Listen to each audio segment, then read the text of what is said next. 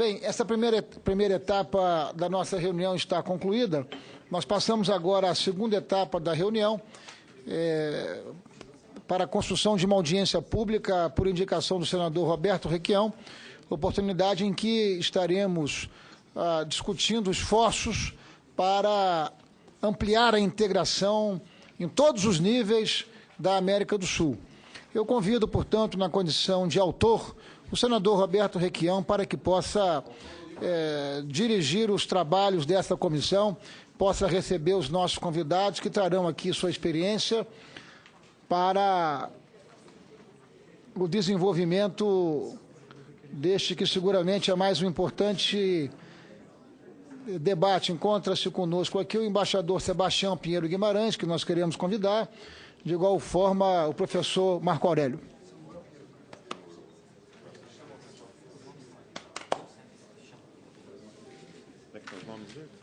Você dirige aí? Eu fico ali sentado. Tudo bem. Ok. Como é que estão os nomes?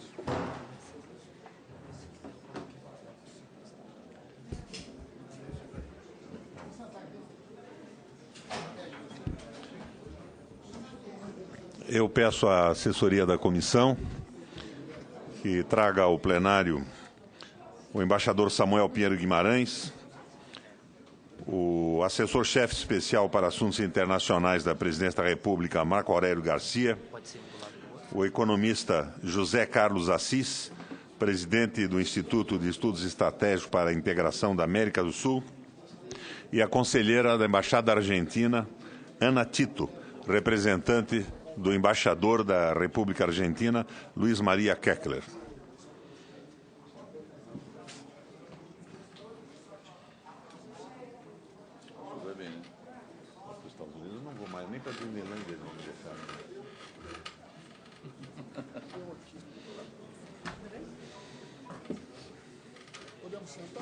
Então, como é que nós fazemos isso? Começa com o Assis, que...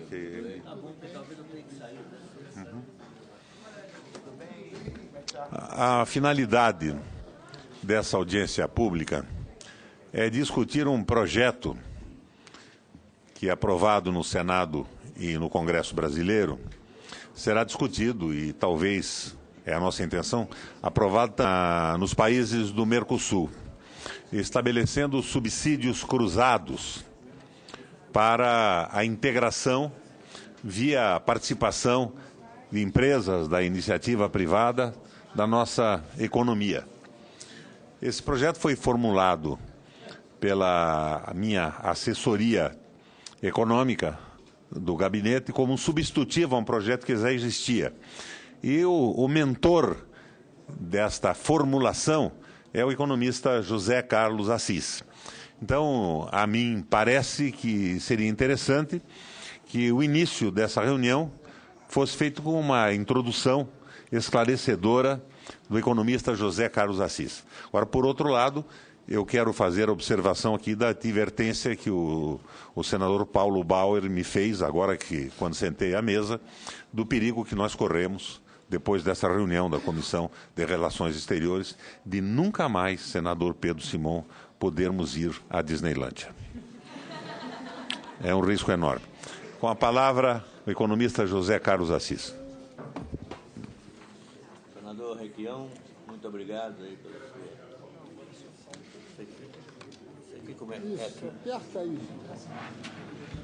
Muito obrigado, senador Requião.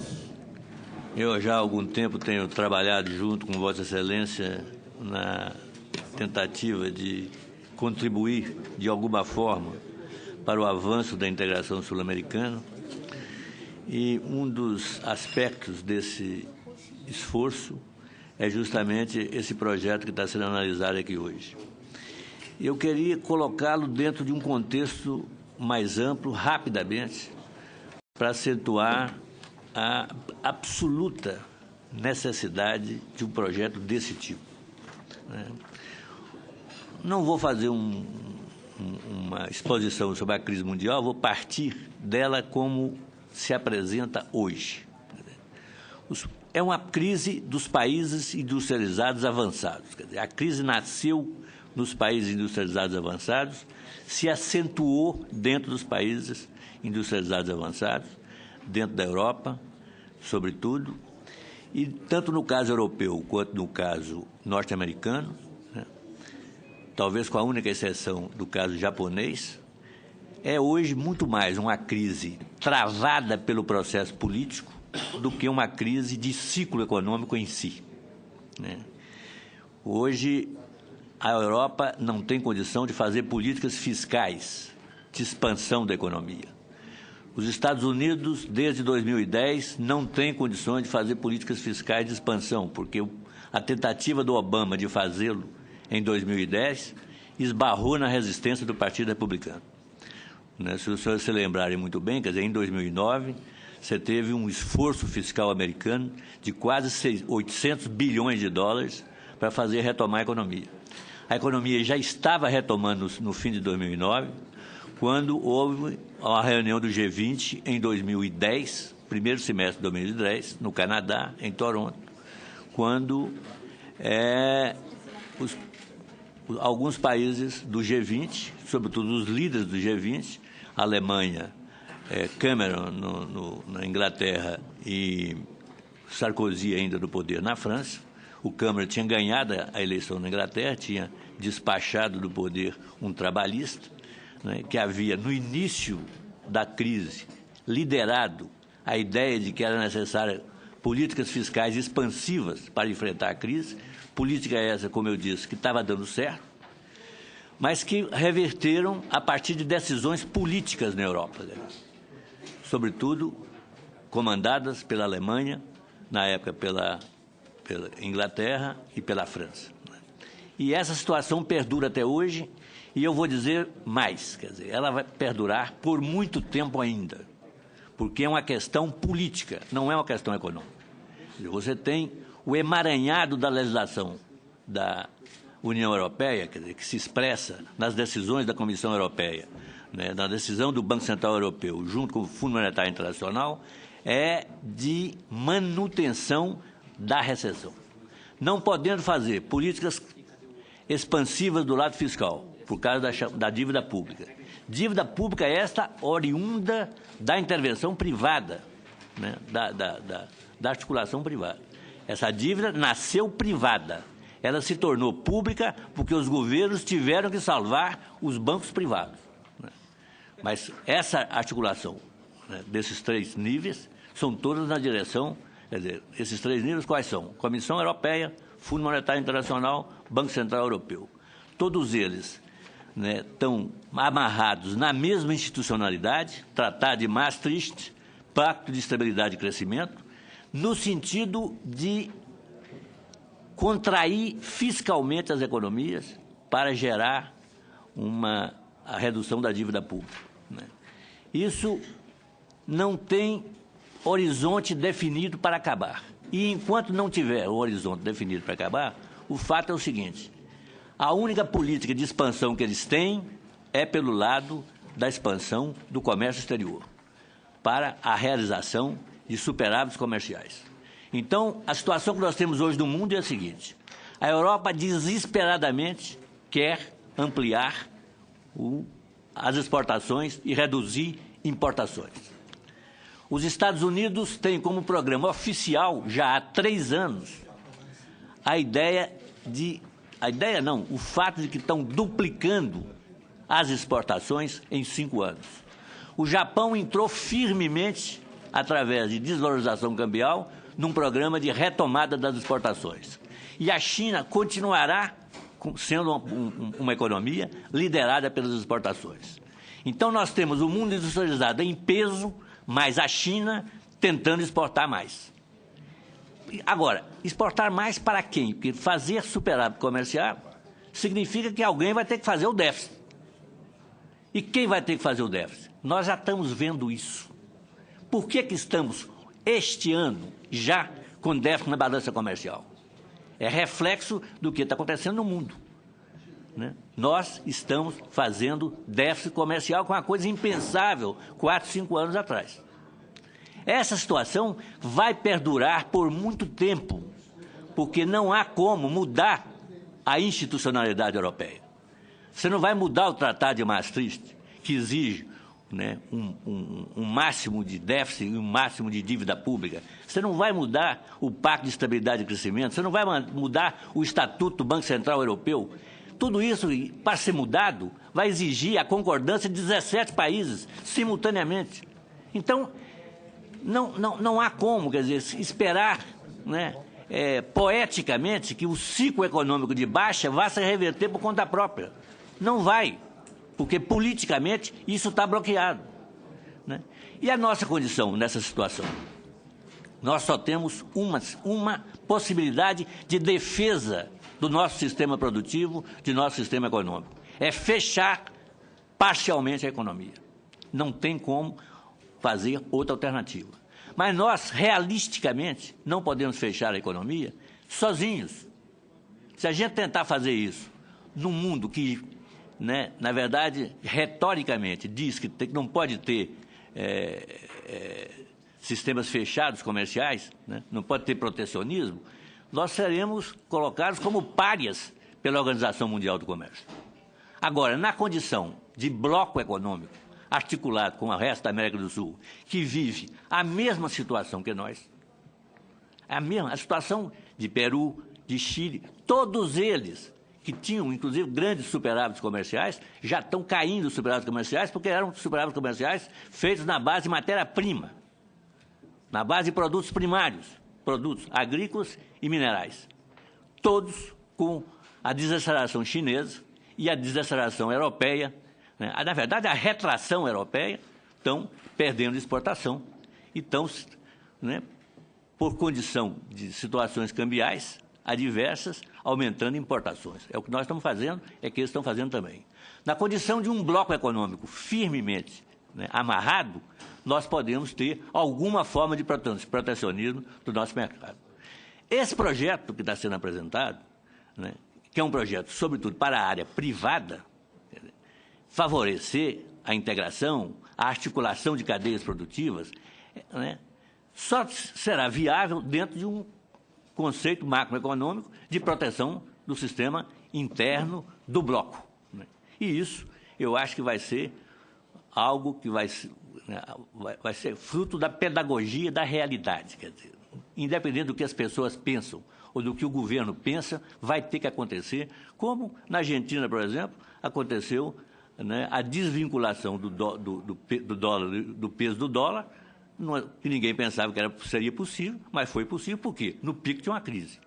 Então, aqui também vai ser, de alguma forma, no pico de uma crise que já se vê no horizonte, que a gente talvez tenha que, né, amarrar um bloco sul-americano de uma forma mais coesa, né? Mas há uma outra coisa que nós temos discutido, né, que eu gostaria de colocar rapidamente, que é uma questão que foi discutida recentemente em Caracas, numa conferência sobre recursos minerais, e em que a gente discutia como é que o grande ativo da América do Sul são os recursos minerais. Como é que você desenvolve recursos minerais? Só tem uma forma de resolver, né, você tem uma forma colonial. É a forma da mina, da ferrovia e do porto. É o enclave. Isso foi o que aconteceu no século XIX, no começo do século XX. Hoje, é claro que não dá para fazer isso mais. Por quê? Porque nós não queremos continuar exportando matérias-primas.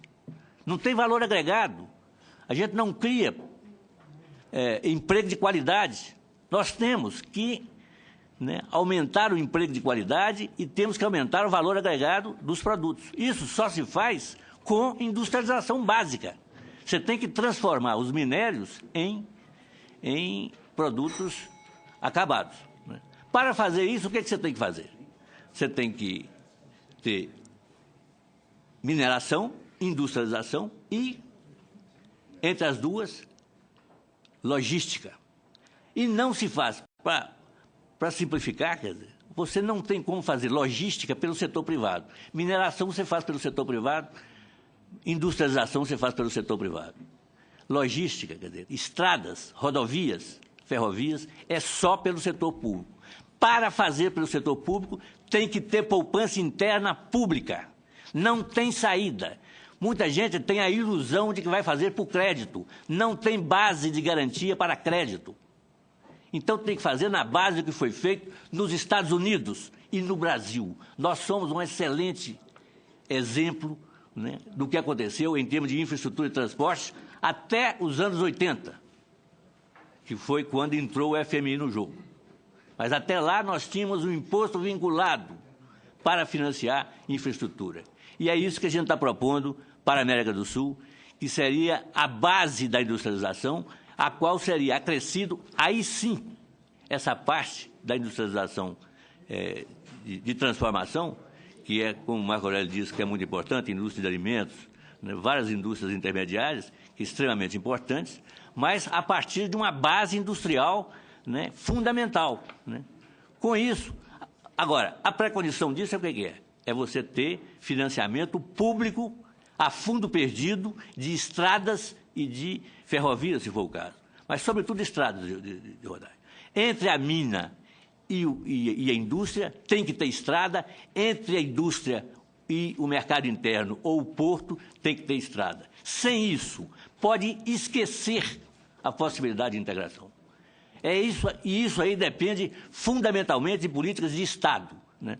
Nós fizemos, nesse projeto que está sendo discutido, né, um truque, né, vamos dizer assim, um truque que é você fazer, em vez de fazer um grande tratado que envolva 12 países simultaneamente e que a gente vai começar a discutir hoje e vai levar 20 anos para concluir, a gente faz um projeto de iniciativa nossa, sinalizando uma replicação nos demais países. Se é bom para nós, espero que seja bom também para os outros países.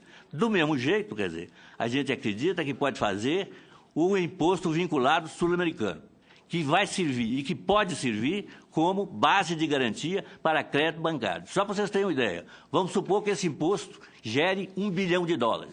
Como se trata de investimento há 30 anos, para você fazer rodovias, estradas, ferrovias, você pode imaginar um investimento de 30 bilhões sobre uma base de apenas $1 bilhão por ano. Então, você tem condição de fazer realmente integração. Com isso, tendo recursos, é aquela história, né? Tinha do inspetor lá, você, chercher l'argent, né? Chercher la fama. Aqui, no caso, é chercher l'argent. Né? Procure o criminoso onde está o dinheiro. Nesse caso aqui, é procurar realmente onde é que está o dinheiro para saber onde é que vai fazer, onde é que você vai atacar em setores estruturantes do processo de integração. Né? Isso é realmente a coisa fundamental. Isso começamos a discutir isso em Caracas e foi muito bem aceito, eu acho, pelo pessoal do Brasil que trabalha nesse setor. Né? Aliás, eu gostaria muito de ganhar o apoio disso, né? Se já não existe, do nosso embaixador Marco Aurélio, que eu acho que é importante nesse processo como articulador. Muito obrigado. O tempo ideal é 10 minutos, mas a mesa não vai contingenciar isso de uma forma absoluta. Com a palavra, o nosso assessor-chefe especial para assuntos internacionais da Presidência da República, Marco Aurélio Garcia.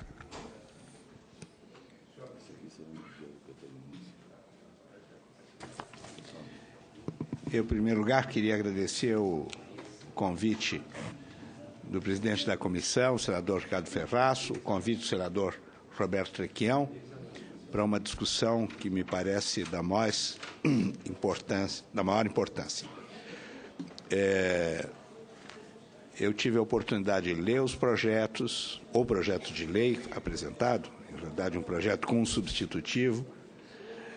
Eu vou, evidentemente, me dedicar a tratar as questões mais gerais, não vou entrar nas tecnicalidades jurídicas, nas implicações financeiras, ainda que elas sejam de grande importância, porque eu acho que isso o Senado saberá fazê-lo de forma absolutamente pertinente.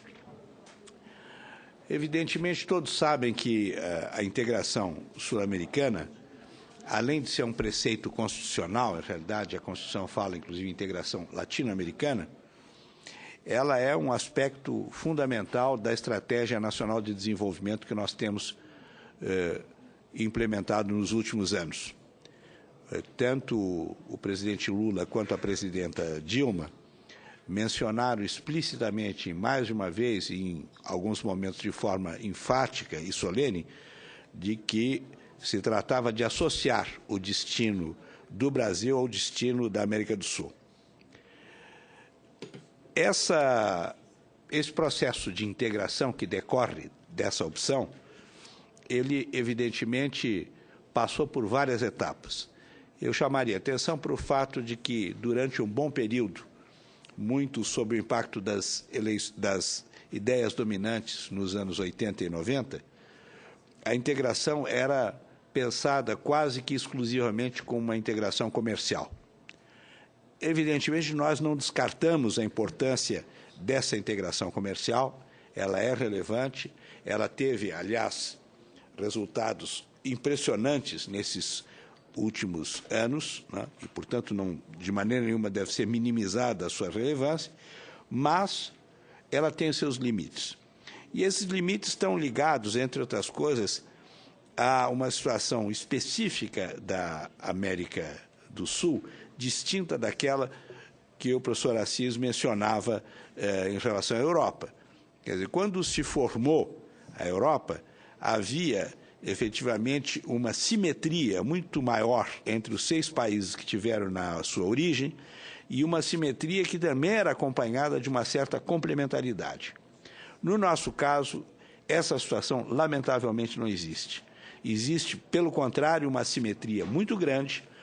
2 países, pelo menos, têm uma economia mais complexa, mais abrangente, que são a Argentina e o Brasil, e isso introduz uma assimetria muito grande na relação com outros países vizinhos, que muitas vezes têm 6, 8 produtos a oferecer no comércio exterior conosco. E, muitas vezes, produtos, inclusive, que carecem de competitividade. Portanto, se nós quisermos, efetivamente, levar adiante um processo de integração simétrico, nós temos que optar por outros mecanismos. E esse é um dos grandes valores da proposta que o senador Requião nos traz aqui. É exatamente fazer com que o tema da integração produtiva, da complementaridade das cadeias de valor, venha efetivamente ocupar um lugar central no processo de agora em diante. Para isso, para que essa integração produtiva se dê, evidentemente nós vamos também ter que dar um peso muito grande às questões de infraestrutura, seja da infraestrutura energética, seja da infraestrutura logística, né? Porque nós vivemos uma situação paradoxal na nossa região. A região é tida como uma daquelas que tem talvez as maiores reservas energéticas do mundo. E, no entanto, a despeito disso, é uma região onde tem frequentes apagões. Isso significa, concretamente, que nós não fomos capazes nem de explorar todo o nosso potencial energético, ou, muitas vezes, simplesmente de interligá-lo. Eu acho que o caso mais evidente disso é o Paraguai. O Paraguai é, provavelmente, um dos países que tem a maior produção de energia elétrica per capita do mundo e, no entanto, Assunção frequentemente padecia de apagões. Esse problema está sendo, felizmente, corrigido com a construção da linha de transmissão de Itaipu, que é um exemplo positivo nessa direção. Eu aqui faria uma nuance em relação às questões que o Assis nos colocou, porque eu acho que há um espaço, não que eu seja um apaixonado pelo tema, mas há um espaço, sim, para a iniciativa privada na construção da infraestrutura. Eu diria que grande parte das obras de infraestrutura que se desenvolveram nos últimos 10 anos, e não foram poucas, foram feitas por iniciativa, por empresas privadas, evidentemente com financiamento público. O Assis coloca uma questão que é significativa, que tem que ser para a qual nós temos que ter a grande atenção, é que não basta nós termos os recursos existem. O que nós necessitamos, muitas vezes, é ter mecanismos de garantia para que esses recursos possam ser aplicados sem maior dificuldade. Essa, pelo menos, é a experiência que eu tenho tido nesses 10 anos em que desempenham funções de governo. A América do Sul tem sido muitas vezes criticada por uma vocação primária exportadora. Eu sou um pouco resistente a uma crítica tão radical, porque, se isso é verdade no caso da mineria, e eu acho que nós deveríamos, compartilho totalmente a ideia que tem que ser agregado valor à produção mineira no nosso país, isso é menos verdade no que diz respeito à nossa agricultura. A nossa agricultura, ela não é aquela agricultura do período primário exportador. Não é. A nossa agricultura ela é impensável sem a pesquisa científica, a inovação tecnológica, uma série de procedimentos extremamente sofisticados que fazem com que ela se transforme em um setor econômico de alta competitividade, E eu acho que isso aponta também para questões que nós deveríamos observar em outros setores, seja no setor mineiro, seja no próprio setor industrial. Quer dizer, nós não venceremos a batalha da competitividade se nós não trabalharmos com as questões de inovação e com as questões de todo um conjunto de elementos que cercam exatamente a inovação tecnológica. Nós, no entanto, e aqui em apoio à tese que a Assis levantava, temos que fazer uma aposta, sem sofrermos a tentação de um fechamento total, nós temos que fazer uma aposta essencial no que diz respeito ao potencial que a região apresenta. A América do Sul tem cerca de 400 milhões de habitantes. E é importante dizer que nos últimos 10, 12 anos, em função não só do processo de democratização pelo qual passou todo o continente, mas também pela aplicação de políticas econômicas e sociais que deram forte ênfase à inclusão social, este 400 milhões, que era um dado demográfico, passou a ser um dado econômico-social.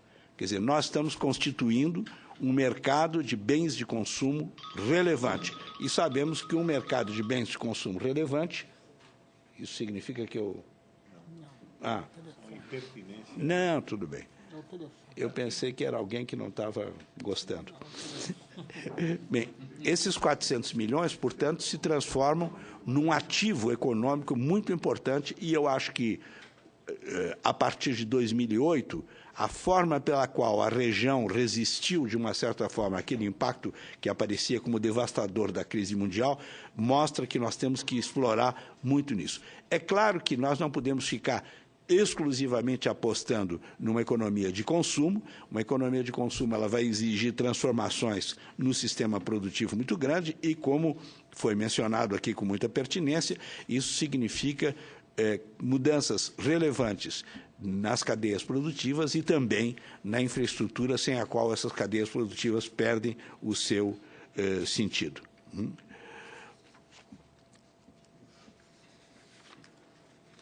Eu queria, então, enfatizando essa questão de que o desenvolvimento das cadeias produtivas é absolutamente essencial, e antes de fazer um comentário final, chamar a atenção para o fato de que, hoje, o grande problema que nós estamos enfrentando, e que, sem dúvida nenhuma, tem uma incidência muito forte sobre o déficit do nosso comércio exterior, está exatamente localizado na nossa incapacidade de sanarmos certos vazios que existem no processo produtivo industrial da região. Eu dou um exemplo que me parece absolutamente relevante, que é um exemplo que nós temos discutido frequentemente com os nossos amigos argentinos, para ver, inclusive, em que medida nós podemos encontrar soluções comuns.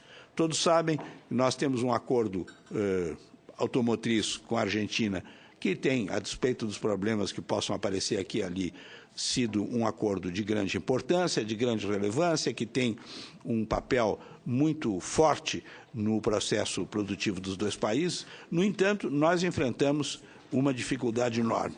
O fato de que grande parte da indústria de autopeças é crescentemente uma indústria que está sendo substituída à produção nacional pela produção internacional. Isso não é um problema de hoje, isso é um problema que vem dos anos 80 e 90, quando muitas das empresas nacionais que havia de alguma expressão foram compradas por grupos nacionais, e a primeira providência que esses grupos internacionais tomaram foi de fechar os departamentos de pesquisa e substituir a pesquisa que era feita aqui por uma pesquisa importada. Isso tem muito a ver também com a emergência dos chamados carros mundiais, etc, etc. Eu cito, evidentemente, o caso automotriz, porque ele é relevante do ponto de vista do sistema produtivo, mas ele poderia ser pensado para outras áreas, linha branca e, inclusive, alguns setores mais diretamente vinculados ao consumo popular. Então, me parece que é de grande e de fundamental importância que um projeto de integração sul-americano e um projeto que aposte muito na questão da integração produtiva seja capaz de criar mecanismos pelos quais, com ciência, tecnologia, inovação e o financiamento correspondente, nós tenhamos a possibilidade de efetivamente realizar, não no sentido antigo da palavra, mas num sentido novo, uma verdadeira substituição de importações e criar efetivamente um setor que seja capaz de abastecer esses 400 milhões, mas que seja, por essa razão mesmo, também um setor capaz de ter competitividade internacional. O problema que eu vejo, e quero com isso concluir, é que essa sugestão que é apresentada no projeto de lei, mesmo que o professor Assis aqui nos coloque que uma iniciativa unilateral pode ter um efeito de contaminação, né, não subestimemos, no entanto, uma questão essencial. O estado em que as nossas economias estavam neste momento de refundação econômica que se deu nesses 12, 15 últimos anos, era tal, e, ademais, os efeitos da crise mundial também foram tamanhos, né, que aconselharam esses governos a adotar políticas econômicas muito diferenciadas. Então, medidas, né, de uniformização não são fáceis de serem adotadas hoje. Elas têm que ser adotadas, mas elas não são fáceis. Eu quero não ser o estraga-festa aqui, mas chamar simplesmente a atenção para o fato de que nós enfrentamos dificuldades muito grandes. E essas dificuldades se expressam, entre outras coisas, no fato de que muitos países da região estão adotando políticas divergentes no que diz respeito à sua inserção internacional, né? Ainda recentemente foi criado o chamado Arco do Pacífico, que em realidade não me parece trazer nenhuma novidade, mas significa a cristalização de uma opção de acordos de livre comércio com os países fortemente desenvolvidos. Por outra parte, o Mercosul refaz a sua discussão sobre os mecanismos de integração, e isso tudo aponta para uma dificuldade real. Nós temos hoje conflitos, não quero dizer incompatibilidades, mas conflitos de política econômica que fazem com que uma política como essa proposta pelo projeto, mesmo que ela seja desejável e que possa ser aplicada aqui, não necessariamente terá um efeito de demonstração sobre toda a região. Obrigado, senador Requião.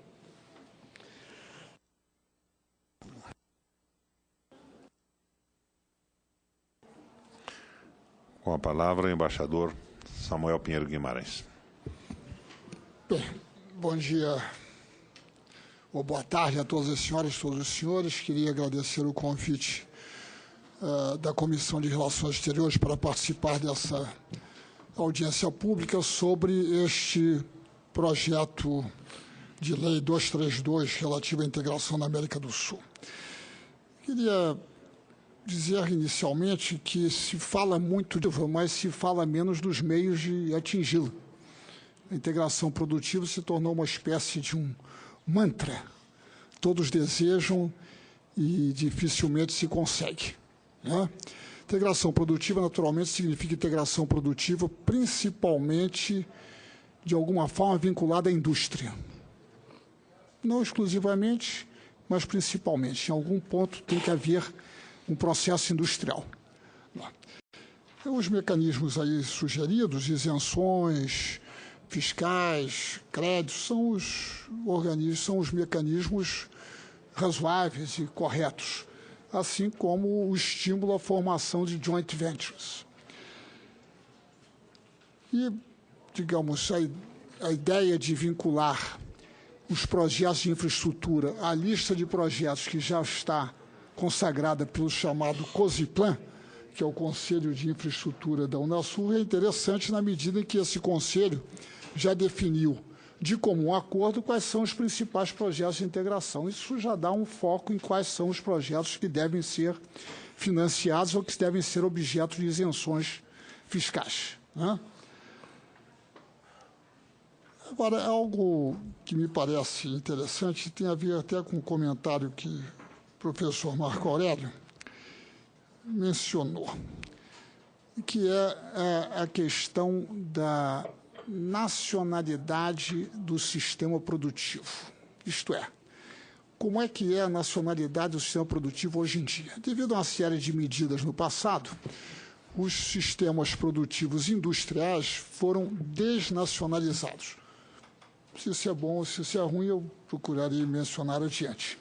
Então, nós temos a indústria automobilística no Brasil, que surgiu na mesma época que a indústria coreana, e hoje a indústria coreana tem automóveis, digamos, de nível internacional, enquanto que nós temos, como dizia a primeira missão coreana que visitou o Brasil, nós temos uma indústria de automóveis estrangeira instalada no Brasil, com seus efeitos para a formação de mão de obra e assim por diante, mas com outras consequências, né?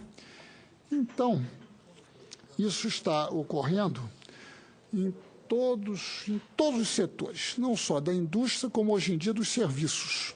Isso ocorre na área de serviços de comércio, por exemplo, para que as pessoas se esquecem. O Walmart, o Carrefour e assim por diante. Há uma série de Mervyn Roy, qualquer coisa assim, e várias outras grandes redes de supermercado que se instalaram no Brasil. Por outro lado, na área de serviços de educação, quer dizer, um número crescente de instituições de educação que foram compradas por fundos de investimento estrangeiros, por empresas estrangeiras e assim por diante, né? Muito bem. Depois, até mesmo nos serviços de saúde. Só para lembrar o caso da empresa Amil, que foi comprada por cerca de 9 bilhões de reais. 9 bilhões de reais é um número bastante interessante, né? Até de visualizar o que significa 9 bilhões de reais, né? Significa até que é interessante que uma empresa tenha atingido este valor, né? De que forma atingiu esse valor? É muito interessante também meditar sobre isso, né? Mas foi vendida. E agora, recentemente, foi vendida uma rede de farmácias em São Paulo. Os que são de São Paulo conhecem a rede de farmácias Onofre. Então, nós temos rede de farmácias sendo adquiridas, né? Muito bem. Então, a situação da economia é essa, de modo que essas isenções e esse crédito, aliás, como em outras circunstâncias, virão, de uma forma geral, não absoluta, a se destinarem a empresas de capital estrangeiro. Eu não tenho nada contra o capital estrangeiro foi fundamental no desenvolvimento brasileiro, mas com condições. Quando o capital estrangeiro começou a participar do desenvolvimento brasileiro, havia condições, inclusive de desenvolvimento da cadeia produtiva, de nacionalização da cadeia produtiva, inclusive compromissos de exportação, num certo período, que foi o que permitiu diversificar a pauta de exportações brasileiras. Hoje em dia, esses compromissos não existem mais. Normalmente, a empresa que está aqui no Brasil, ela não tem nenhum compromisso nem de pesquisa científica e tecnológica, nem de localização, nem de exportação, né? Nem quanto às suas remessas de lucro, que são ilimitadas. Isso eu creio que é um fenômeno interessante, porque o professor Marco Aurélio mencionou algo que eu queria dizer com relação ao projeto. Então, essas isenções e esses financiamentos, como aliás já está ocorrendo, virão a se destinar, muitas vezes, a empresas que, pela sua própria estrutura, tem maior capacidade de se instalar em diferentes países, como é o caso, inclusive, do acordo automotivo. O acordo automotivo é um exemplo claro de disciplina do capital estrangeiro. Quer dizer, os governos decidiram fazer um acordo de tal forma que permitisse as fábricas se instalarem no Brasil, na Argentina, também no Uruguai, também no Paraguai, não há exceção, né? E permitiram com isso que não houvesse uma concentração excessiva dos investimentos num só país. Permitiu que houvesse. Hoje em dia, o acordo automotivo é responsável por cerca, talvez, 50% da pauta do comércio entre os dois países. Então é o seguinte, quando falamos de livre comércio, em geral, verificamos que, no caso do Brasil e da Argentina, livre comércio é só 50%. O resto é comércio administrado. E se o comércio não for administrado, as assimetrias vão se aprofundar de uma forma extraordinária, devido às assimetrias que existem entre os países. Então, é natural que as empresas procurem o maior mercado, o mercado melhor organizado em termos de mão de obra, em termos de suprimento, de energia e assim por diante. Então, isso é uma questão delicada, a questão dos incentivos e das isenções. Eu sei que, hoje em dia, não é mais possível distinguir entre o que é capital, empresa de capital estrangeiro e empresa de capital brasileiro. Talvez, hoje em dia, a empresa de capital estrangeiro tenha um tratamento melhor do que a empresa de capital brasileiro, né? Muito provavelmente, né? Muito provavelmente. Então, isso é algo que, digamos, tem que ser meditado, porque senão apenas estaremos contribuindo para fortalecer esta situação. Então, o que hoje em dia me parece importante, eu não quero demorar muito mais, porque o tempo talvez já esteja se esgotando, é que a questão, na minha opinião, fundamental do nosso desafio econômico no momento será no setor externo. O professor Marco Aurélio diz que os produtos agrícolas hoje em dia são muito mais sofisticados, é verdade, porém são produtos de bolsa.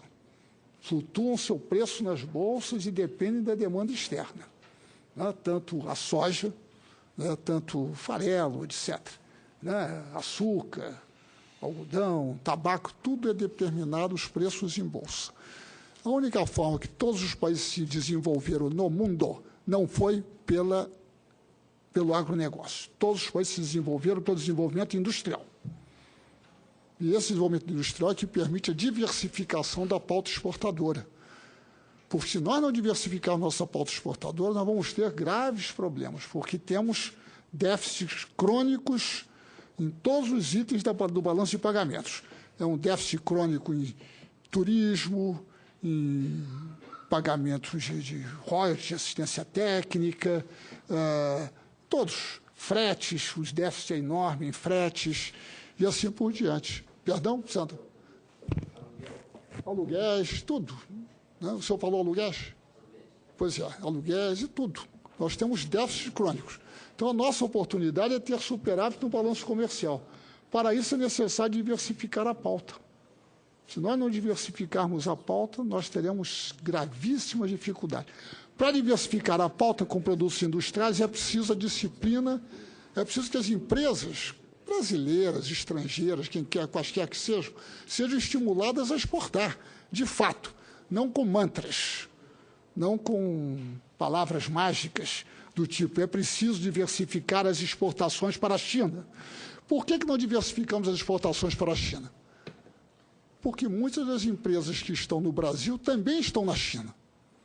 Então, não há como estimular a Volkswagen do Brasil a exportar para a China. Eu digo a Volkswagen, como diria Peugeot, Renault, GlaxoSmithKline, o que você quiser, porque elas já estão instaladas lá. Elas já estão instaladas na Europa. Então, não há como fazê-las competir consigo mesmas. De modo que, se não houver uma política de estímulo à diversificação das exportações, isso tem a ver com o tema do projeto, nós teremos grande dificuldade muito antes do projeto entrar em vigor. Porque, inclusive, apesar dos estímulos, das isenções, a estratégia das grandes empresas internacionais, ela já prevê a sua distribuição da produção e da exportação. O que produz num país, o que exporta no outro, o que importa e assim por diante. Enquanto não houver este estímulo, não quero chamar de disciplina, mas esse estímulo à geração de divisas por empresas que normalmente elas utilizam as divisas para remeter para o exterior, o que é normal. Queria dizer isso, é normal. Uma empresa estrangeira que vem ao Brasil, ela tem como seu objetivo ter um lucro e ter a possibilidade de remeter esse lucro para os seus acionistas. Isso é o natural. Não se trata, não é nada contra isso. Mas como estimulá-la a dar uma contribuição maior ao desenvolvimento econômico e ao desenvolvimento econômico regional. O acordo automotivo é um exemplo interessante de como a ação dos governos permitiu organizar uma faixa importante do mercado entre os dois principais países industriais da região. Com os outros países que não são industriais, a situação é diferente. Quer dizer, na realidade, nós temos que estimular não só que eles se desenvolvam industrialmente, porque é do nosso interesse que o nosso entorno se desenvolva economicamente, significa industrialmente, né? De tal forma que possam ter uma relação mais diversificada com a economia brasileira. Senão será extremamente difícil diversificar a pauta desses países para o Brasil, na medida que eles não têm o parque produtivo diversificado. Então, o projeto é extremamente interessante, mas ele tem que levar em conta, na minha opinião, a necessidade de verificar a situação da propriedade dos parques industriais dos países da região e a necessidade de, eventualmente, naturalmente, dar às empresas de capital nacional dos países uma prioridade. Isso, hoje em dia, é difícil por razões legais. Mas estamos num tempo de grandes transformações. E essa transformação, se ela não vier, nós seremos forçados a adotá-la. Há muitos anos atrás, quando eu estava num país vizinho, num seminário, muitos anos atrás, disse, não, jamais abandonaremos a lei da conversibilidade. Eu digo, não, a lei de conversibilidade é que vai abandonar vocês. Muito obrigado pela atenção. Passo a palavra agora à conselheira Ana Tito, representando o embaixador da República Argentina. Agradezco o convite da Comisión de Relaciones Exteriores para estar presente nesta audiência pública. O embaixador da República Argentina já está viajando para as reuniões preparatórias em Montevideo da cúpula de Mercosul. Também quero parabenizar o senador Requião e sua equipe por iniciativas como estas que revelam o interesse real do Brasil no processo de integração regional e o grau de compromisso na liderança do processo. Concordamos com o diagnóstico e a justificação desta iniciativa no sentido que a integração regional já não é mais o sonho de nossos visionários, um interesse político ou uma estratégia comercial. Com a crise dos países centrais e as necessidades de resolver essa crise por meio do superávit comercial, a integração regional virou um imperativo para nós. Nessa linha de ideias, gostaria de resgatar, de modo geral, as duas ideias desta iniciativa. A melhora da infraestrutura física da região e a integração produtiva. Na década nos anos 80, o Mercosul, a integração regional, depois dos 80, vem se reformulando no sentido de sair de uma orientação não meramente comercial e recuperar sua lógica industrial. Uma lógica que já estava nos antecedentes imediatos do processo de integração. Estou falando do programa de cooperação e integração entre a Argentina e o Brasil. Essa lógica industrial que a agenda do Mercosul está resgatando é o que, de modo geral, se chama de integração produtiva. A integração produtiva, atualmente, tem um lugar de destaque na agenda devido ao fato que oferece um modo positivo de lidar com os esquemas disfuncionais que existem em todo o processo de integração. por meio da aproximação de estruturas produtivas diferentes, a integração produtiva consolida e equilibra o processo, proporciona um desenvolvimento mais harmônico para os Estados-partes e viabiliza a construção de cadeias regionais de valor que suplantam a competência intrazona. Incluso, por meio da integração produtiva, até instrumentos como a TEC são redefinidos em outro sentido. Iniciativas como as deste projeto de lei combatem de maneira positiva a brecha produtiva que existe entre os nossos países. Uma brecha produtiva existente por não estar em nossos processos compostos de economias de escala similares, mas sim por economias com uma grande assimetria estrutural, em virtude desses diferentes tamanhos de mercado, diferentes níveis de inovação tecnológica e graus de competitividade. Iniciativas como estas também combatem diretamente as denominadas assimetrias de políticas que são existentes dentro do processo devido a diferentes níveis de acesso ao crédito, diferentes níveis de subsídios e diferentes exceções impositivas. Assimetrias de políticas que, se não são atingidas pelos nossos governos, vão incrementar ainda mais as nossas assimetrias estruturais.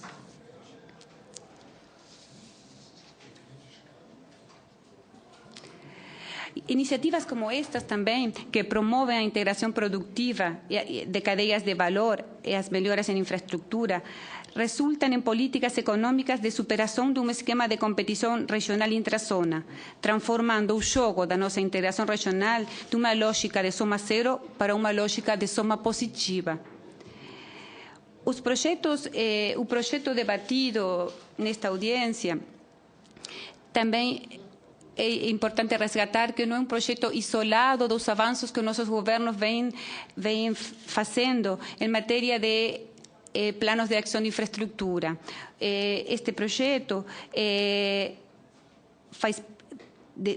precisa claramente que faz parte da carteira de projetos do COSIPLAN. O COSIPLAN é o Conselho de Infraestrutura da Unasul, no qual, por exemplo, o meu país, junto com o Brasil, tem importantes projetos que gostaria de resgatar, como, por exemplo, os pontes sobre o Rio Uruguai, a hidroelétrica Garabi-Panambi, o corredor ferroviário que vai desde o porto do Estado do Senador, do porto de Paranaguá até Antofagasta, no Chile. E o anelo de fibra óptica sul-americano. Além de resgatar os trabalhos e a carteira de projetos do COSIPLAN, o Conselho Nacional de Integração Regional que este projeto vai criar também vai poder consultar os trabalhos do Grupo de Integração Produtiva do Mercosul. Aí o grupo tem feito trabalhos importantes que vão poder ser úteis na hora de definir as cadeias produtivas prioritárias para o recebimento dos incentivos. Esses trabalhos que falam das cadeias de madeira e móveis, tem também o Grupo de Integração Produtiva, 3 comitês de diferentes sectores, que são o naval, aeronáutico e eólico, e também o Fundo de Convergência Estrutural do Mercosul tem trabalhado a instâncias do Grupo de Integração Produtiva e já estão sendo implementados 2 projetos que abrangem os 4 países originários do Mercosul e que são um projeto no setor de autopeças e outro projeto no setor de petróleo e gás. Bom, para finalizar, quero desejar que projetos como estes, centrados numa ótica regional, estimulem a labor parlamentaria de nossos congressos para que eles sejam cada vez mais, além da caixa de ressonância natural e genuína dos interesses econômicos sectoriais, atores ativos de uma integração regional mais profunda. Muito obrigada. Com a palavra, representando a Comissão Brasileira do Parlasul, o senador Paulo Bauer. Muito obrigado, senhor presidente. Eu quero inicialmente saudar a todos os que compõem esta mesa, dizendo que é uma oportunidade, sem dúvida, muito valiosa para nós todos podermos debater e discutir questão tão importante quanto esta, que pretende ampliar as ações comerciais e bilaterais entre os países integrantes do Mercosul. Eu aqui hoje represento o presidente da representação brasileira no Mercosul, o deputado Newton Lima, que por razão de outros compromissos ele não pôde aqui se fazer presente. Quero inicialmente dizer que, na qualidade de senador e colega do senador Requião e também do senador Paim, obviamente não me cabe aqui, neste momento, oferecer qualquer questionamento aos projetos apresentados, muito pelo contrário. Nós apresentamos o nosso aplauso aos proponentes, especialmente ao senador Requião, não só pelo projeto, mas também pela viabilização dessa audiência pública. Claro, depois desta audiência pública, este assunto merecerá a atenção e a discussão e o debate, tanto no âmbito da Comissão de Relações Exteriores, como nas outras comissões, para que, enfim, sendo possível, se transforme em lei e em norma legal no Brasil. Nós sabemos, e aqui os demais convidados já se manifestaram, ser muito importante para o Brasil podermos fortalecer a nossa atividade industrial e, principalmente, as relações comerciais a partir dessa atividade industrial no âmbito do Mercosul. Nós não podemos deixar de reconhecer que os países integrantes do Mercosul possuem alguns indicadores que nos dão segurança no sentido de que o projeto possa ser viabilizado. É uma região onde nós possuímos indicadores de alta produtividade industrial, de alto desenvolvimento tecnológico, de alta valorização no trabalho. E, por isso mesmo, há possibilidades e perspectivas de prosperar, de evoluir na atividade industrial e, principalmente, nas relações comerciais dentro do bloco. Também é preciso mencionar que o setor industrial, e aqui já foi dito, tanto pelo professor Marco Aurélio, como pelo embaixador Samuel, e também pelo professor José Carlos de Assis, que país rico é país que tem indústria. País desenvolvido é país que tem expressão industrial. E, evidentemente, se no Mercosul nós não temos todos os países nesta condição, mas os que já se encontram nela devem liderar o processo de integração maior, de maior relação comercial e, por consequência, de desenvolvimento industrial naqueles que ainda precisam avançar. Por outro lado, nós temos que fazer uma análise hoje mais ampla, inclusive além das fronteiras do Mercosul. Nós sabemos que a crise internacional, nós sabemos que o momento econômico pelo qual passou o mundo nessa última década fez com que os outros países mais desenvolvidos do que os nossos países pudessem, obviamente, permitissem, obviamente, que a nossa região colhesse resultados positivos, acumulasse divisas, tivesse a sensação do crescimento a partir do fornecimento e da venda, principalmente de produtos primários para aquelas regiões mais desenvolvidas, para aqueles países mais industrializados que os nossos. E aí a gente pode falar, obviamente, da China, pode falar da União Europeia, pode falar dos Estados Unidos, do Japão. Agora, é preciso mencionar que aqueles blocos, aqueles países estão vencendo a crise, estão concluindo a sua fase de dificuldades. Pelo menos aparentemente, nós assim compreendemos e é absolutamente correta a observação feita aqui na tarde de hoje, de que a partir do momento em que aqueles países vencem e superam dificuldades econômicas, obviamente nos falta aquela condição de melhor desempenho na exportação brasileira de produtos manufaturados para aquelas regiões. É interessante até mencionar e a assessoria da nossa comissão do Parlasul, aqui representada pelo Gustavo Santos, me prestou alguns informes, alguns dados que vale a pena mencionar. As exportações brasileiras para o Mercosul, incluído aí a Venezuela, significam 30,4% das nossas exportações industriais. A este indicador, a este número, nós temos que acrescentar mais 12% se quisermos abranger a América do Sul como um todo. E se nós formos ainda até a América Latina, como mercado que o Brasil atende com produtos que exporta, nós chegaremos a 50% de todas as nossas exportações industriais, de produtos manufaturados. Portanto, é preciso mencionar que é um grande mercado. É um mercado promissor, é um mercado que já está estruturado, é consistente, mas ele pode e precisa ser ampliado. Principalmente se considerarmos que apenas 2% de tudo que exportamos vai para a China, de produtos manufaturados.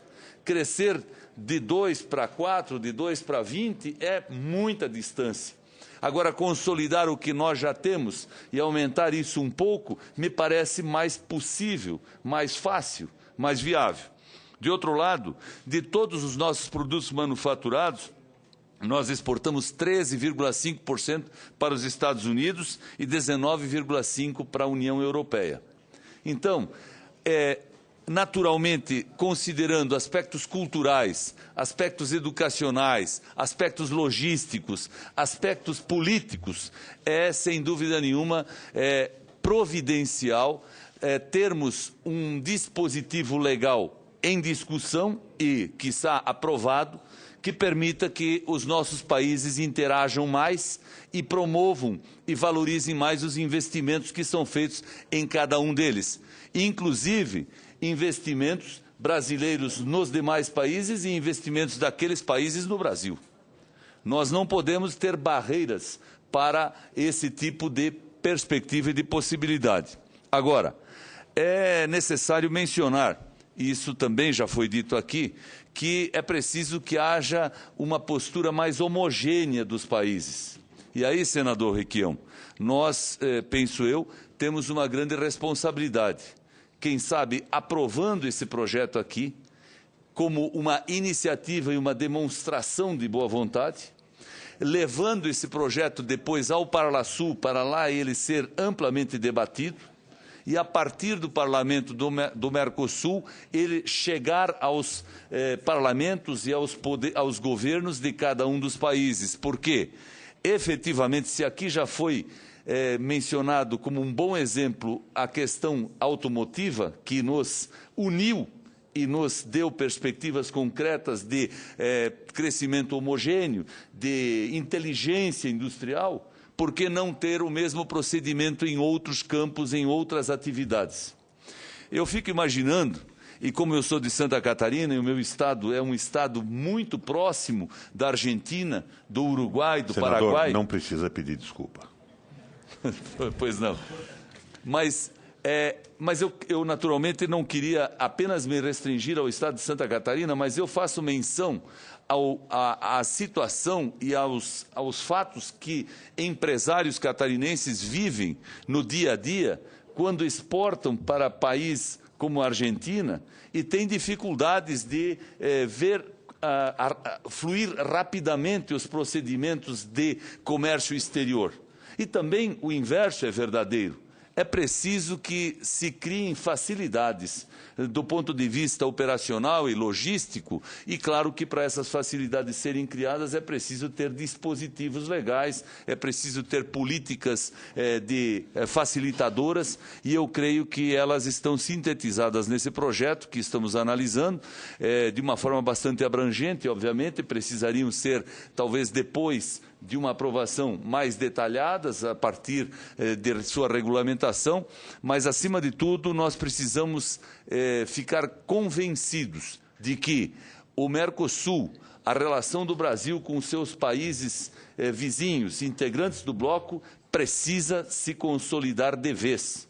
E talvez ela possa se consolidar muito mais pela via da operação produtiva, industrializada, do que pela via da política institucional ou das questões de ordem diplomática ou de ordem social. Nós podemos fazer isso, outras regiões do mundo já fizeram e demonstraram, por isso mesmo, grandes resultados e, inclusive, quando precisam sair de crises, como nós estamos vendo em outras regiões do mundo, saem com mais facilidade porque já tem uma cultura, já tem uma vivência de anos e anos de atividades comerciais bastante consolidada. Por isso, senador Requião, a nossa manifestação aqui é de cumprimentos à sua iniciativa e também a todos os que aqui prestaram informações que certamente serão de grande utilidade na sequência e no debate dessa matéria aqui na Casa. Muito obrigado. Na verdade, a nossa esperança é que a partir do dia 12, com a consolidação, uma rodada do Uruguai, com a consolidação da entrada da Venezuela no Mercosul, o Parlasul se transforme num grande espaço de discussão para eliminarmos arestas que esse projeto pode ter. E eu, pessoalmente, estou pensando na linha do Samuel Pinheiro Guimarães, o nosso embaixador.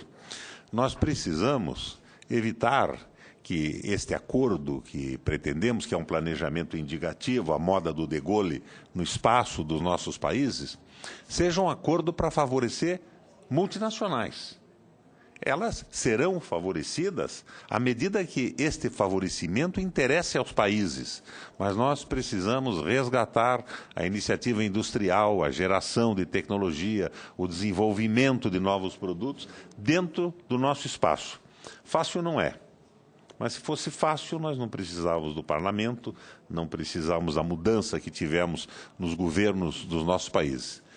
Eu acredito que, como representante do Brasil no Parlasul, na qualidade de vice-presidente do Parlasul, o Parlasul tem uma presidência rotativa. O vice-presidente brasileiro será o presidente, a vez que o Brasil ocupar a presidência do organismo lá em Montevideo, no Uruguai. Não é só uma torcida, nós estamos nos dedicando a isso. Gostei muito da visão da nossa representante argentina, a conselheira Ana Tito. Já tinha conversado com o embaixador que mostrou entusiasmo pelo projeto. E se pelo menos, num primeiro momento, Marco Aurélio, nós conseguíssemos um acordo nesse sentido entre o Brasil e a Argentina, o passo fundamental já estaria dado. A Venezuela entrará, eu não tenho nenhuma dúvida, mas nós precisamos ter um projeto de desenvolvimento para a Venezuela. Se nós imaginarmos a Venezuela apenas como a detentora de 450 bilhões de dólares de PIB, nós estamos tendo uma visão em relação à Venezuela, que é a visão que nós não aceitamos dos grandes blocos em relação ao Brasil. E a iniciativa tem que ser nossa. Tem que ser nossa, nós somos o país mais industrializado, mais desenvolvido. O BNDES é um banco maior que o BID e o BIRD juntos, apesar do Eike Batista. Ele ainda é o grande banco de financiamento.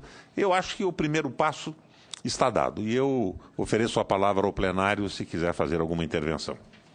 Senador Suplicy, posteriormente o senador Dornelles e depois o nosso presidente Ricardo Ferraço, o mais rápido e eficiente presidente da comissão nos últimos anos. Senhor presidente, a hora do dia está para começar, então eu vou tentar ser breve, cumprimentando ao José Carlos de Assis, ao Marco Aurélio Garcia, ao nosso embaixador Samuel Pinheiro Guimarães e à conselheira Ana Tito, senador Paulo Bauer, pelas contribuições significativas então, estou de pleno acordo de quanto deveremos estar estimulando a integração dos países da América do Sul. Nos dois projetos ali mencionados, 232 e 726, distribuídos a nós, a menção ao tipo de isenção de benefícios fiscais que serão concedidos em princípio.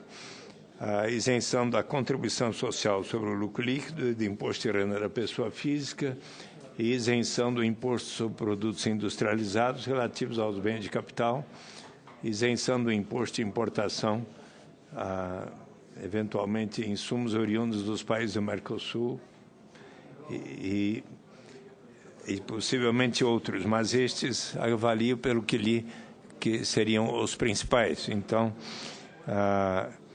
eu pergunto, hoje uma empresa brasileira que esteja na Argentina ou da Argentina que esteja no Brasil e que tenha os limites aqui propostos, ou pelo menos 10% de participação acionária de um desses dois países, para citar Brasil e Argentina, eles hoje têm alguma isenção e do ponto de vista digamos, dos responsáveis pela Receita Federal, Ministério da Fazenda, estas isenções, tais como aqui propostas, foram consideradas como factíveis, adequadas ou já discutidas? Então, eu tenho uma questão assim mais de ordem prática.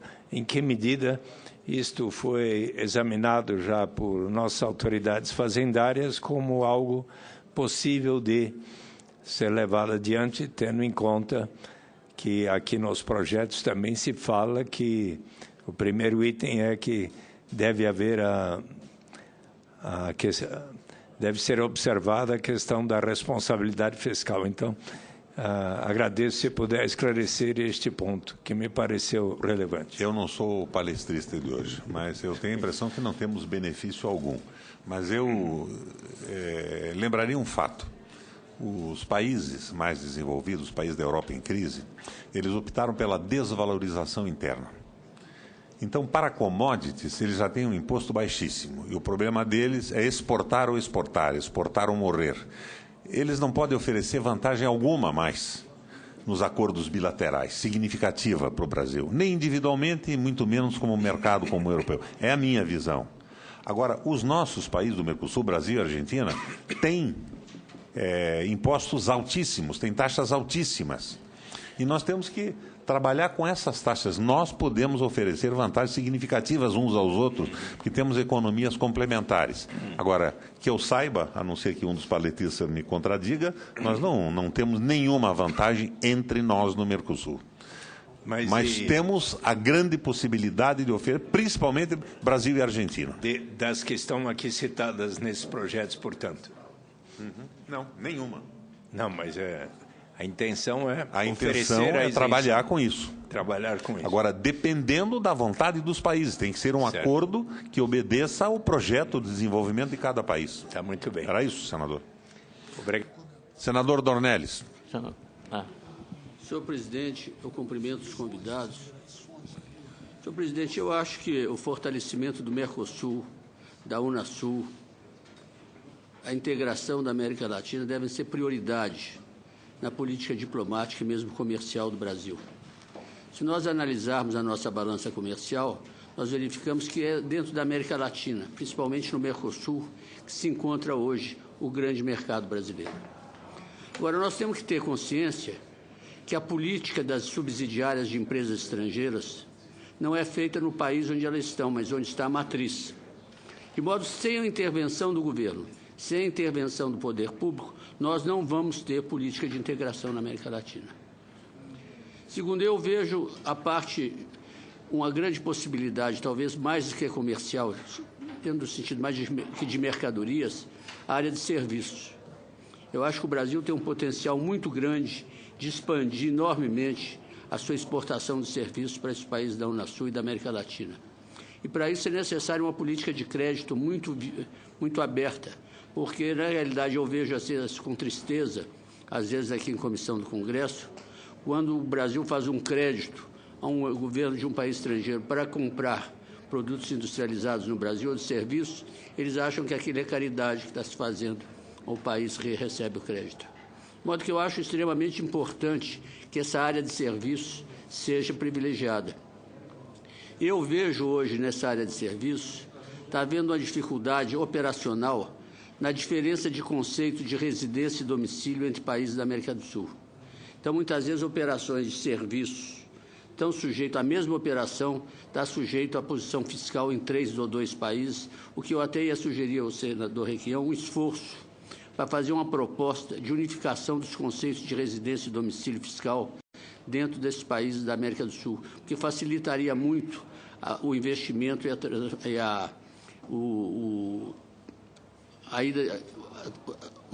o transbordo de serviços de um país para outro.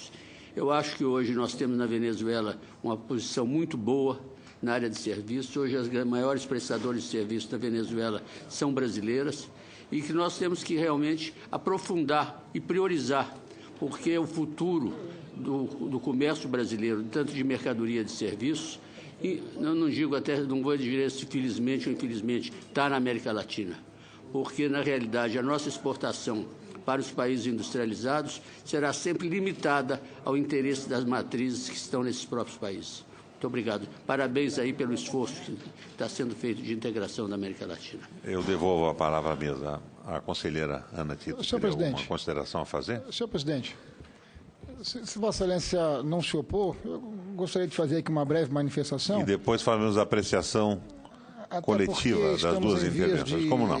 Com a palavra, senador. Da ordem. O senador Roberto Requião, senhores convidados, senhora conselheira, eu estou absolutamente convencido que o Mercosul, muito antes de ser um problema ou um desafio, é uma solução. E os dados estatísticos, em todos os campos, sinalizam isso com muita clareza. Tem sido muito bom para todos os países e tem sido muito bom para o Brasil.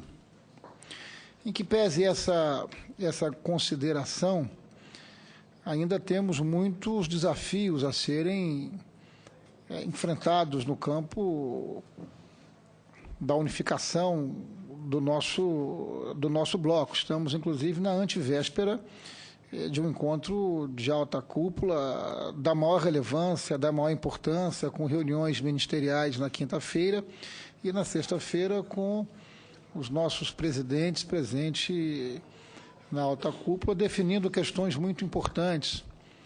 Quero crer que essa reunião poderá consolidar o retorno do Paraguai.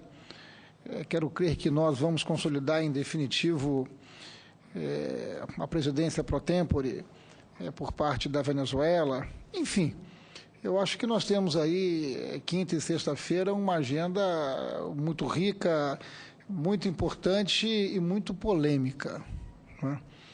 Eu me associo à manifestação do ministro Celso Laffer, que disse certa vez que Mercosul não é opção, é destino. É um destino.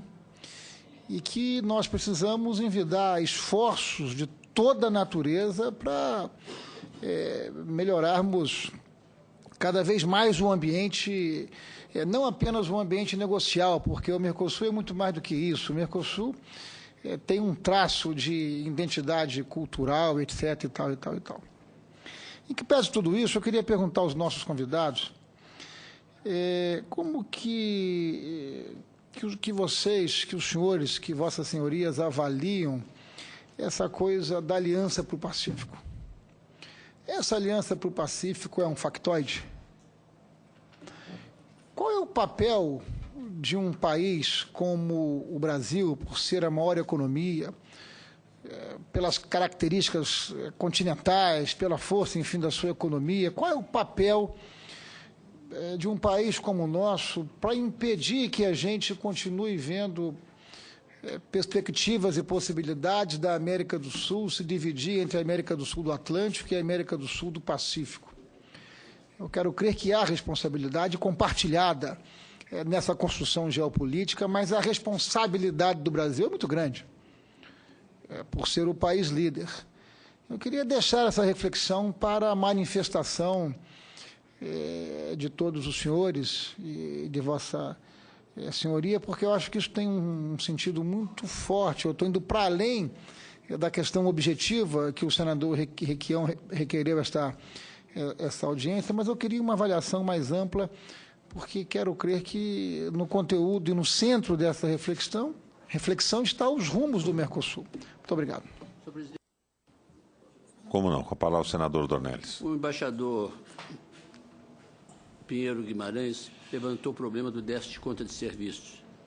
Um dos itens de maior déficit é o setor transporte.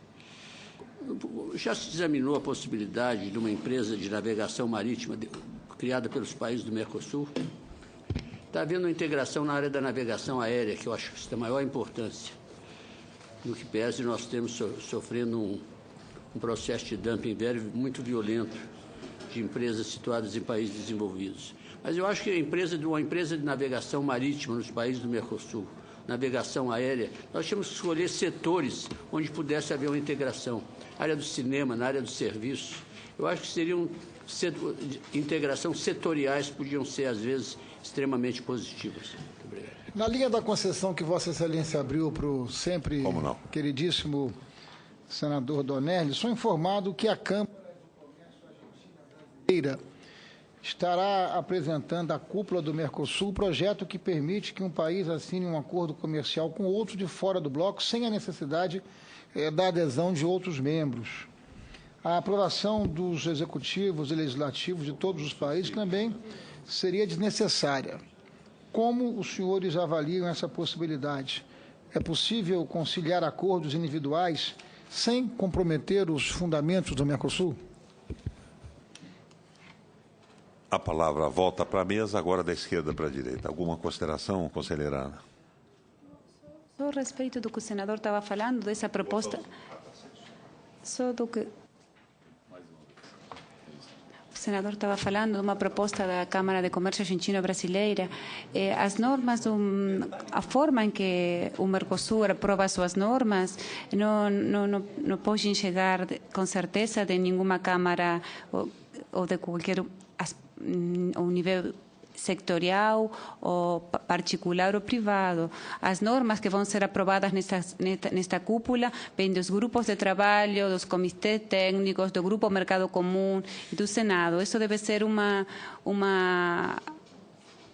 proposta que deve ter chegado para a imprensa, mas com certeza não é um projeto de norma a ser considerado pelos presidentes. Né? Mas como que os nossos governos avaliam isso? Como que o governo de Vossa Senhoria avaliaria uma proposta dessa natureza?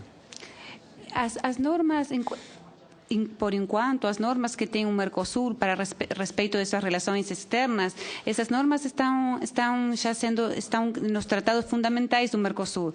Só com a negociação entre os países membros e depois de reavaliar essas normas fundamentais do Mercosul é que uma coisa assim pode ser resolvida. Não vai ser também numa próxima cúpula, porque na cúpula, esta cúpula não tem trabalhado as normas fundamentais que conformam o Mercosul. Com a palavra, José Carlos Assis.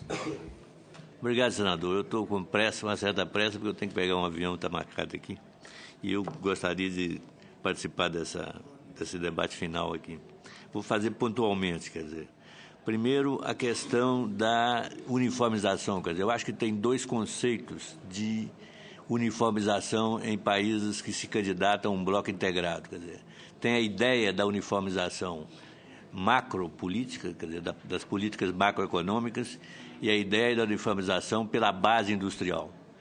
Pela macroeconomia, a experiência na Europa é o fracasso, quer dizer, o Tratado de Maastricht e o Pacto de Estabilidade e Crescimento. O Tratado de Maastricht, pelo lado fiscal, e o Pacto de Estabilidade e Crescimento, pelo lado monetário, fracassaram redondamente e estão levando à destruição do estado do bem-estar social na Europa. Essa é a questão. A questão levantada pelo Dr. Magorello, da questão dos recursos privados na infraestrutura, quer dizer, eu digo que é rigorosamente impossível você ter recursos privados da infraestrutura em, sobretudo, rodovias pioneiras. Quando se trata de ferrovia e quando se trata de eletricidade ou telecomunicações, eletricidade, por exemplo, é, na verdade, uma commodity. Então, você tem receita, não tem problema nenhum. O privado entra porque tem receita. Agora, no caso de rodovias, a receita é pedágio. E pedágio está sujeita a problema de insatisfação social muito grande, como é o caso que está ocorrendo neste momento com as rodovias pedagiadas brasileiras. Quer dizer, os motoristas brasileiros estão em levante contra pedágio, né? Então, esse é um complicador muito grande para você fazer política de infraestrutura de transportes na base privada. Por isso que eu acho que tem que ser pelo setor público e tem que pegar os exemplos que deram certo no mundo. Estados Unidos fez por tributo vinculado. Brasil fez por tributo vinculado. E eu espero que na América do Sul percebam isso, né? A questão das... Eu acho que a... Assis. Oi. Quem teria coragem hoje de fazer um PPP para pegar um pedágio, sabendo que há um protesto nacional contra a tarifa de ônibus, tarifa de pedágio? Não tem tiro que resolva isso, nem de 15, nem de 20, porque a perspectiva é de um levante popular. Então, eu acredito, inclusive, que esse leilão que já fracassou, dos 7 mil quilômetros brasileiros, vai ter dificuldade de se viabilizar na sequência. Não acredito que uma empresa que tem um mínimo de racionalidade, nesse momento, entre nisso. Agora, com a qual eu estou plenamente de acordo, senador. A questão da integração efetiva e produtiva, quer dizer, eu acho que a linha dela vem pela ideia da... Você tem indústria, você tem recursos naturais. Então, transformação de recursos naturais. Logística para recursos naturais. Daí você tem logística para mercado interno, mercado externo. Tudo isso é logística como base para o desenvolvimento industrial. E isso gera, naturalmente, a emergência de uma indústria de transformação. Então, isso uniformiza, né, de uma certa forma, as estruturas produtivas regionais, né, dos diferentes países, né? Quanto à questão levantada pelo senador Dornelles, da questão de uma indústria de navegação, isso a gente discutiu várias vezes, porque tem uma indústria de navegação, que eu esqueci o nome dela, que é chilena, é uma poderosa indústria, já foi pelo menos, uma poderosa indústria de navegação. A gente discutiu uma vez, lá no âmbito lá do BNDES, chegamos a discutir isso, quando eu era lá assessor do professor Luciano Coutinho, da gente estimular um grupo brasileiro a se associar, porque essa empresa, apesar de forte, ela estava com dificuldades financeiras. Mas eu não sei o que aconteceu dela. Esse nos lembrava aqui o Gustavo, que é assessor do senador Requião, que o projeto de lei prevê, né, a possibilidade de incentivos e de aporte de capitais para a indústria de navegação comum na América do Sul. Exatamente, frete. Bom, agora, finalmente, só para encerrar aqui, quer dizer, eu estava escrevendo o seguinte, o senador levantou ali a questão da Aliança do Pacífico, né? Eu acho que a Aliança do Pacífico é a lei de convertibilidade dos andinos e dos mexicanos, de conversibilidade do Menem. Lembra lá do Menem, quando fez a lei de conversibilidade do Dória? Lembra daquilo? Quer dizer, a Aliança do Pacífico, ela já está sendo estourada. Não é por razões ideológicas, é porque está naufragando o sistema comercial deles, que é baseado em matérias-primas e que se enfraqueceu com o arrefecimento do crescimento chinês. A indústria do Pacífico não me dá nenhum medo. Eu acho que ela, por si mesma, vai se arrebentar. Eu acho que vai cair no colo de uma Unasul voltada para o sistema produtivo. Muitíssimo obrigado, vou ter que me ausentar. Obrigado ao senador Requião. Nós aqui agradecemos, Assis, e boa viagem. Com a palavra, Marco Aurélio Garcia. Bem, vou começar pela questão da Aliança para o Pacífico. Em primeiro lugar, a nossa posição é de não hostilizar. Os países têm direito de se associar como quiserem. Nós tentamos, em várias ocasiões, atrair alguns desses países para o Mercosul. Isso se tornou difícil porque esses países fizeram uma opção por tratados de livre comércio, não só com os Estados Unidos, mas com outros países. É um caminho. Eu acho que lá atrás, talvez, há muitos e muitos anos, 15 anos, talvez tivessem sido criadas as condições para que o Chile viesse para o Mercosul. Essa oportunidade se perdeu. E esses países fizeram o caminho de se associar por meio de tratados de livre comércio, em primeiro lugar com os Estados Unidos, depois com outros países. São conhecidos, e nós estamos tentando sistematizar isso, e farei chegar a Vossa Excelência, estudos que demonstram que esses tratados não foram proveitosos para os países que o firmaram. E que, em alguns casos, inclusive, nós tivemos nítida regressão do comércio. Isso é válido para o México, isso é válido para o Chile. Para o Peru, para a Colômbia, ainda são experiências muito recentes, não dá para quantificar. Por outro lado, é importante também observar que, do ponto de vista dos 4 países, isso não traz grande novidade, porque as tarifas que eles já mantinham entre si não acrescentam muito mais ao comércio. Não acrescentam muito mais. Resta, então, essa possibilidade que a Aliança do Pacífico seja, entre outras coisas, uma inflexão de caráter político, ideológico. É possível. Eu acho que são 4 governos soberanos que podem perfeitamente fazer essa inflexão. Nós não queremos hostilizar de maneira nenhuma. E eu acho que a melhor resposta que pode ser dada à Aliança para o Pacífico é o Mercosul fortalecido. O Mercosul fortalecido. Nesse particular, nós temos insistido muito, junto com os nossos parceiros, de que o Mercosul tem que assumir efetivamente essa vocação de ser uma união aduaneira. E, nesse particular, eu acho que é de grande importância que os países integrantes do Mercosul, e aí não há exceção, todos têm as suas responsabilidades, sejam capazes efetivamente de eliminar algumas práticas que muitas vezes entorpecem essa vocação.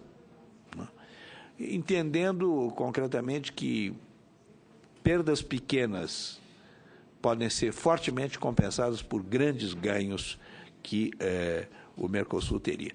E acho que não só o ingresso da Venezuela foi um elemento importante para o Mercosul e, sobretudo, para a Venezuela, como também esse processo de aproximação que nós estamos tendo e que provavelmente vai desembocar rapidamente no ingresso da Bolívia e do Equador, também serão importantes. Isso é tão forte que mesmo países que estavam mais ou menos fora do âmbito do Mercosul, estou pensando no Suriname e na Guiana, hoje começam a revelar também um interesse muito grande de uma aproximação, em primeiro lugar, por via da associação, quem sabe, no futuro, por via de uma adesão plena. Então, eu acho, senador, que nós estamos diante de uma grande responsabilidade.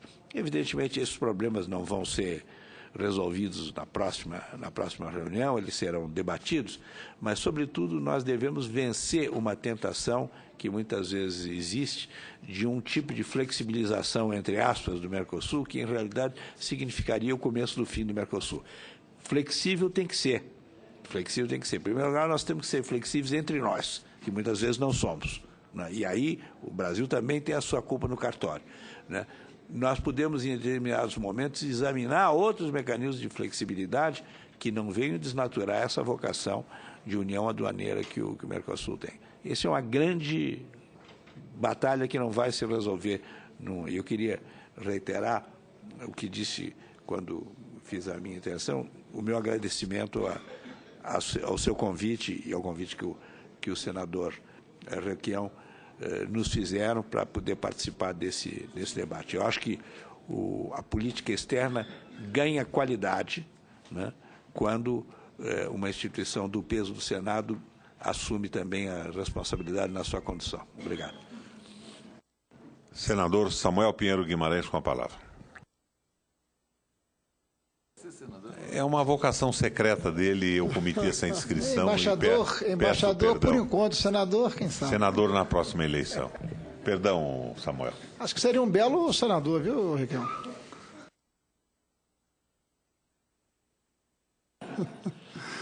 Bem, aqui um rápido comentário sobre 2 temas que são relacionados, que é a questão da possibilidade de acordos bilaterais, que o Marco Aurélio já expôs, e sobre a Aliança do Pacífico, sobre o qual também falou.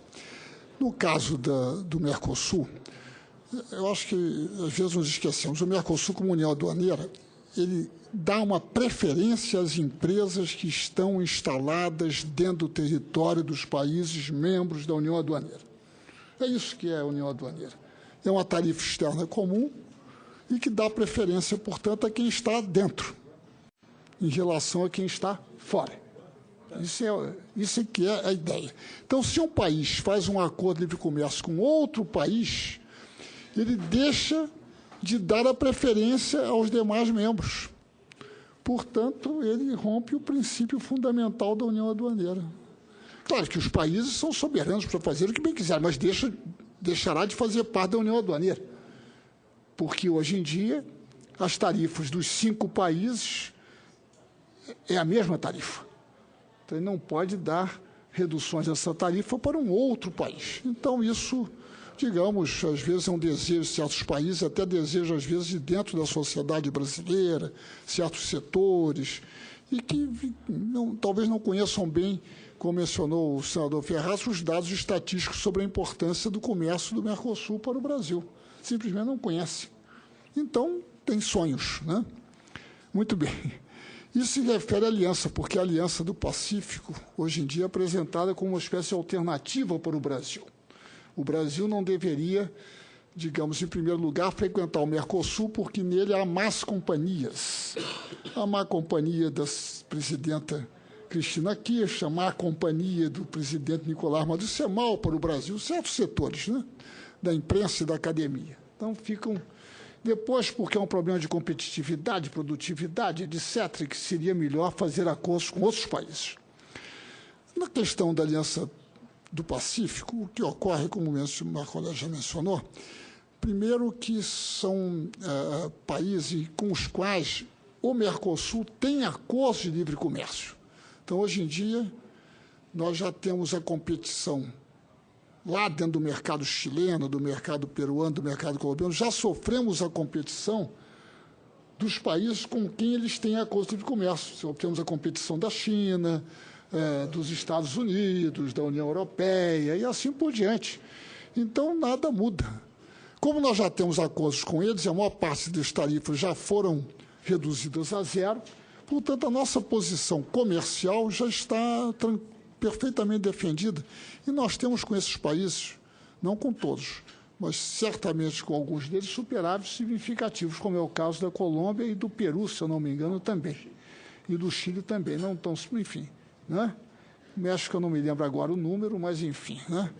A situação da economia mexicana é uma situação muito específica, que é uma situação de uma economia que se vinculou aos Estados Unidos de tal forma que cerca, talvez, de 80%, 90% do seu comércio é com os Estados Unidos. E é uma economia cujos números têm que ser levados, têm que ser examinados, porque uma grande parte do comércio de importação, os números muito grandes do comércio de importação mexicano, são produtos que entram para as maquiladoras. Depois entra como importação, depois sai como exportação o produto. Então, os números ficam muito elevados. Então, dá uma impressão de grande sucesso industrial. Não é um sucesso industrial. Digamos, os efeitos de uma economia maquiladora. Né? Então, é uma situação diferente do Chile, do Peru, da Colômbia. Né? Então, digamos, a Aliança do Pacífico não oferece nenhum risco para nós. Naqueles mercados, nós já enfrentamos a competição de países altamente desenvolvidos. Não vamos ter receio da competição peruana no mercado chileno em relação a nós. Pela simples razão que eles não produzem produtos para competir conosco. Né? Então, é um pouco isso. Né? O senador Dornelles mencionou a questão dos fretes e da questão da oportunidade de ter uma empresa. Nós tivemos no Brasil a destruição de todo o nosso sistema de construção naval, que hoje em dia se recupera. Não sei se os outros países têm, não sei qual é a situação exata da Argentina em termos de construção naval, tem alguma coisa, no Uruguai também tem alguma coisa, né? Não sei se o suficiente para criar, mas que certamente seria... Pois é, não sei, mas digamos, claro que é diferente, mas digamos, o próprio projeto prevê a possibilidade, se eu não me engano, de que se uma empresa de navegação resolve se instalar, ela poderia ter os benefícios desse projeto que foi examinado. caberia, eu acho, que é o... Porque, na realidade, esses investimentos todos grandes é o BNDES quem faz. Os bancos privados não entram na área de grandes investimentos, que eu saiba, né? Então, depende de uma política do BNDES para estimular esse tipo de atividade econômica, isso é, a navegação, que é de enorme importância nesse panorama de déficit em todos os itens do balanço. Talvez o comercial esse ano ainda tenha superávit, mas já um superávit bem reduzido, né? Isso tem consequências para a entrada de capitais e taxas de juros elevadas, né, para promover o ingresso dos recursos para compensar esses déficits. Eles não serão compensados pela balança comercial, vão ser compensados pela entrada de capital de investimento e capital especulativo, né, que todos eles lá na frente geram remessas de novo, né, porque eles entram para sair, né, naturalmente. Só um comentário, Sandra. Para encerrar a nossa audiência, com a palavra o senador Paulo Bauer. Antes de fazer aqui minhas últimas observações, apenas quero dizer que não é verdadeira a informação do presidente Requião de que eu estava pregando e imaginando que nós seríamos proibidos de ingressar nos Estados Unidos para visitar a Disney. Isso foi uma brincadeira do senador Requião. Pelo contrário, embaixador. Pelo contrário, eu chamo o embaixador de senador, o senador de embaixador. Qualquer coisa está acontecendo comigo. Mas, pelo contrário, já recebi um comunicado da Embaixada Americana que existe um convite oficial para Vossa Excelência visitar a Disneylândia. Tudo pago. Viu só como são as coisas? No avião da...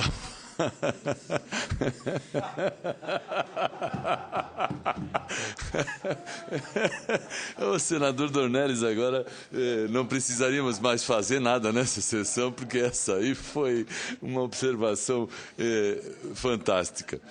O senador Requião, cumprimento Vossa Excelência pela iniciativa. Quero aqui saudar e cumprimentar a todos os senadores que participaram do evento, agradecer os convidados, o embaixador Samuel, o professor chefe da Assessoria Especial para Assuntos da Presidência da República, também Marco Aurélio Garcia, também a conselheira Ana Tito. Quero, enfim, agradecer a todos e a palavra final que certamente caberia registrarmos seria: se nós todos, em todos os países que integram o Mercosul, nos dedicássemos um pouco mais para falar do que se pode fazer a mais, nós com certeza faríamos o bloco, o Mercosul, ser fortalecido num prazo mais curto e de uma forma mais consistente. É preciso muito diálogo, é preciso muitas avaliações, é preciso muita coragem política para que a gente consagre esse bloco como um grande instrumento de desenvolvimento econômico e social, não só no âmbito dos países, mas de todo o nosso continente. Muito obrigado. Não havendo